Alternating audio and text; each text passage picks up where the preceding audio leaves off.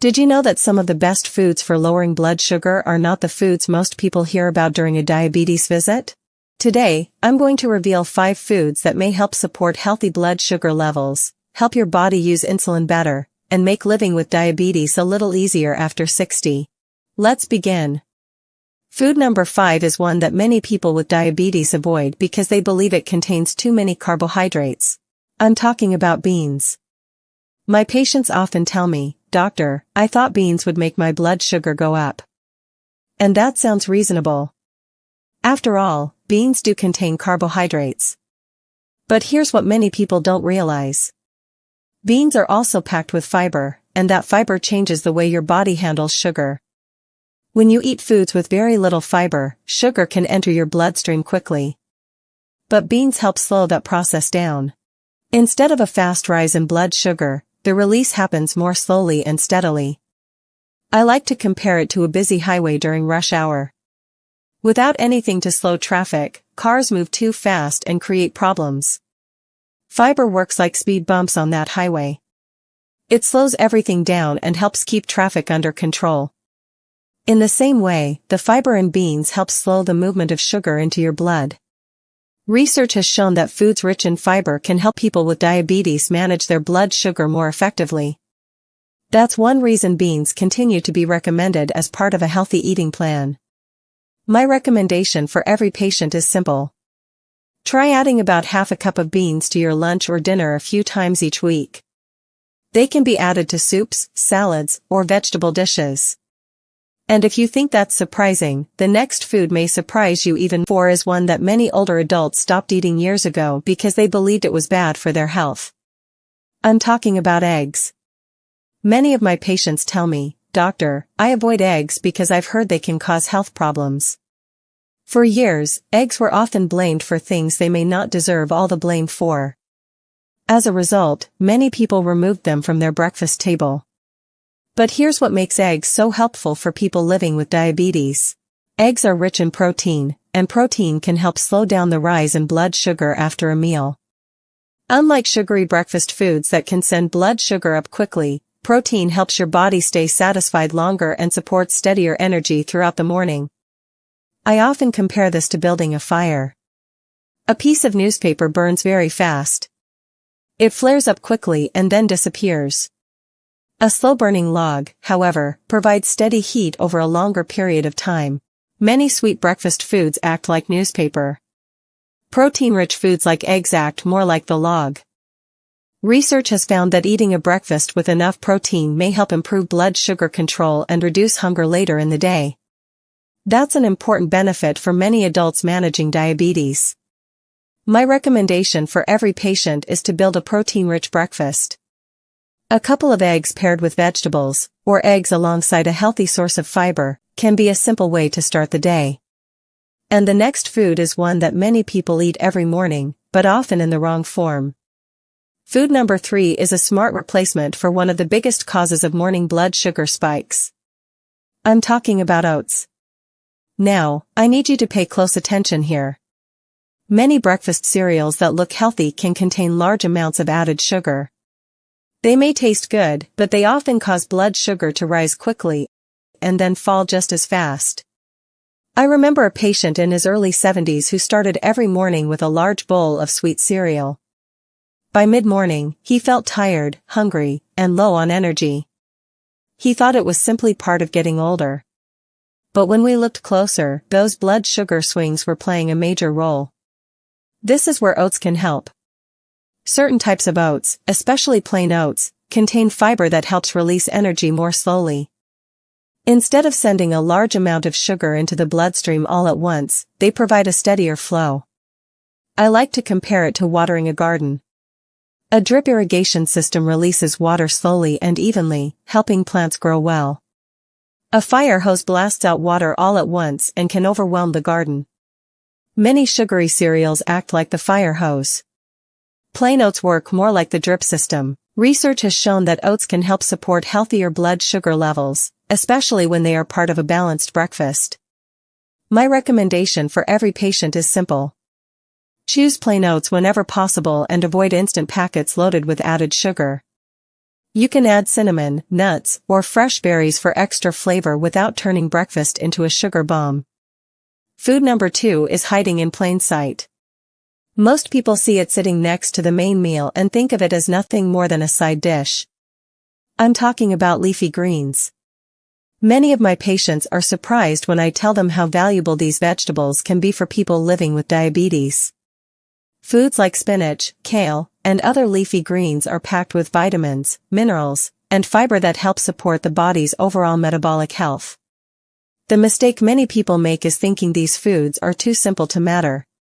But what happens inside the body tells a different story. The nutrients in leafy greens help support many important processes that keep the body working properly, including the way it handles and uses energy from food.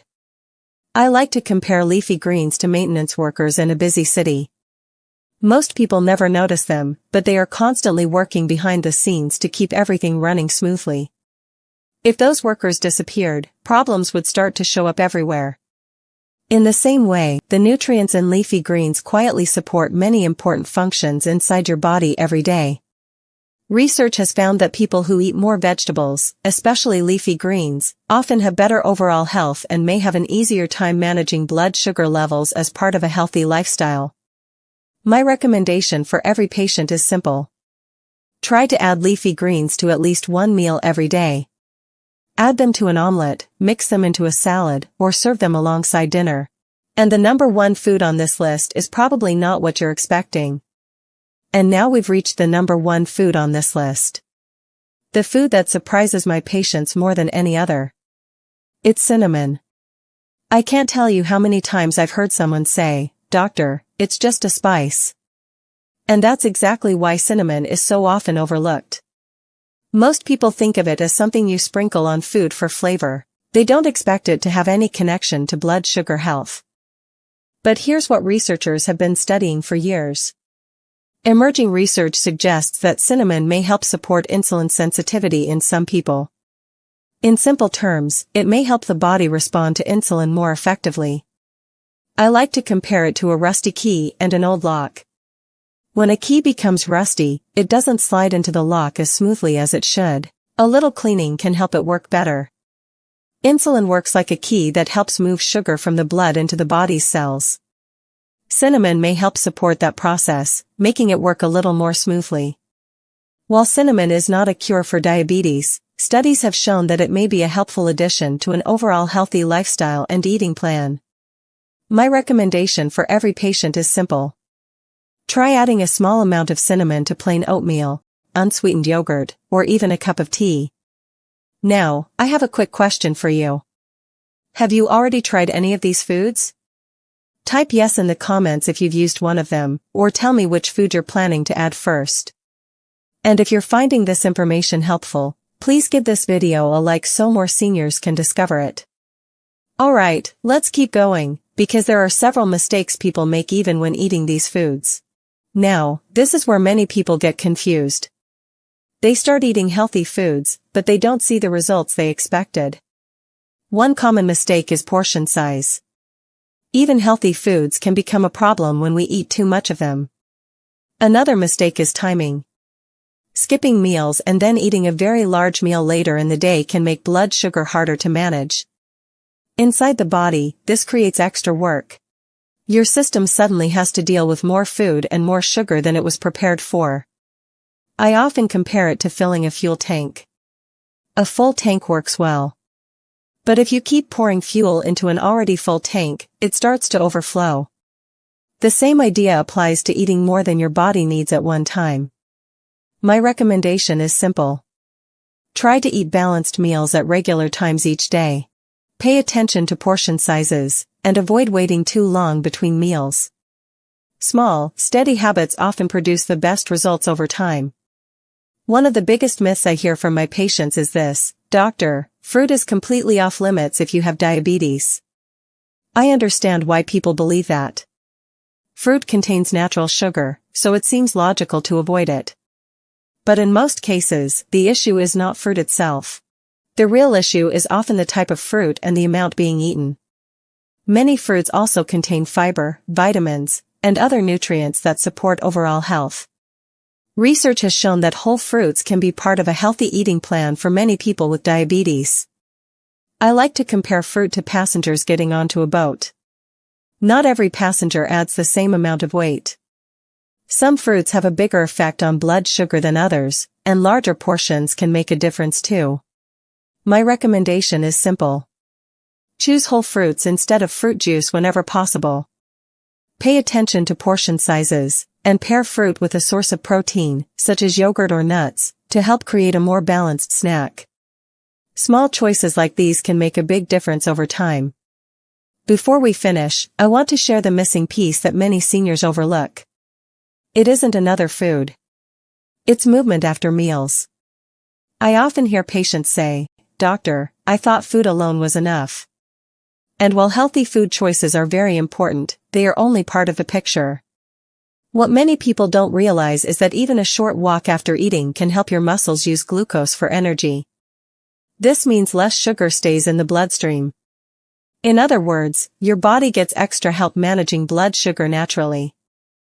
I like to compare this to a building that is running out of storage space. If more boxes keep arriving, things quickly become crowded. But when extra storage rooms are opened, those boxes can be moved where they belong. Your muscles act like those extra storage rooms. Movement helps open them up so they can use more of the glucose from your meal. Research has shown that even light activity after eating may help support healthier blood sugar levels. That's why one of my favorite recommendations is also one of the simplest. After a meal, try taking a gentle 10-minute walk. It doesn't have to be fast. Just move at a comfortable pace and make it part of your routine. One of the hardest parts of my job is meeting people who spent years believing diabetes management had to be complicated. Not because they didn't care. They simply didn't have the right information. Now you do. Tonight, choose just one food from this list and add it to your next meal.